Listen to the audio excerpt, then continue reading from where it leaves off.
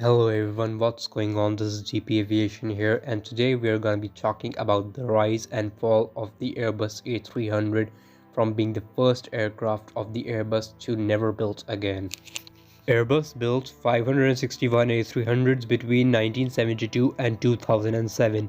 When first launched, the A300 was the world's first medium-sized twin-engine airliner.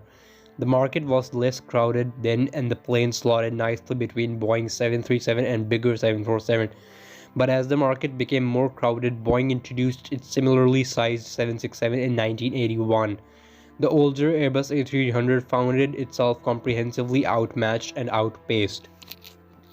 Airbus acknowledges the A300 had a slow start, but the plane went on the market to be a leader in short medium-haul passenger operations.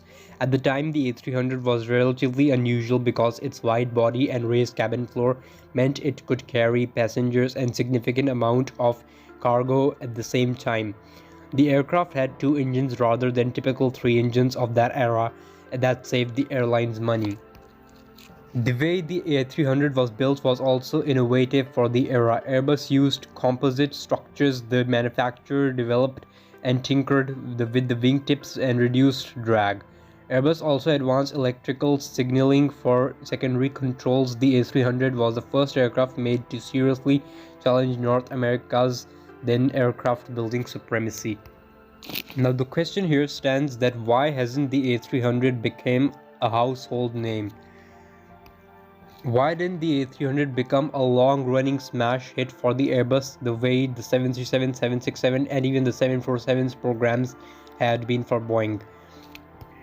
Except for the Airbus A380, Boeing does a far better job in marketing of its plane in the public domain. There is a stronger culture of promotions in North American which makes the difference in how an aircraft type is remembered. Boeing even makes sure everyone can recall the world's most boring plane by nicknaming it for the Dreamliner. For better or worse, Airbus has never ventured down that path. However, there's a lot more to the fall of the A300 than inferior marketing. Airbus was creating a new market, its A300, the mid-sized short-medium haul plane market. To an extent that helps explain why sales were slow. Then after a decade spent carving out the market and arguably doing hard work, Boeing swooped in with its own mindset plane, and it was being the 767. Now let me tell you how the Boeing 767 outclassed and outmatched the Airbus A300. Over time, there have been different models of both the planes and improvements were made. However, at the start, the Airbus A300 and Boeing 767 specs were relatively similar, but Boeing has sold more than twice the number of 767s than the Airbus A300s. Boeing's planes were first made in 1981, remains in production today.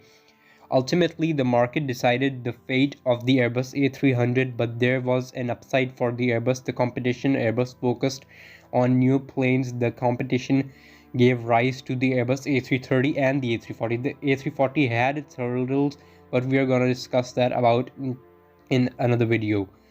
But the A330 is a terrific plane and it's still going strong. If you like the A330, if in its improvement, it flies further. While it's always a shame to lose one plane in the case of an A300, a battle plane was born to last. Now in front of me, the clear reason of the failure of the A300 was because its competitor company Boeing made the 767 much better than the A300, and also Airbus itself produced two good aircrafts like A330 and A340, and A300 fitted nowhere in the competition, so it was a clear reason for it to be a failure with such high competitors. But however, we really can't say that it was a failure. It sure did suffer a fall, but it wasn't a complete failure as it was in the air for a long time, and it was also taken and bought by many big companies, and airliners were much interested and too happy to have them in their fleet. So anyways, I hope you all enjoyed. Please like, comments and subscribe, and take care till we meet again.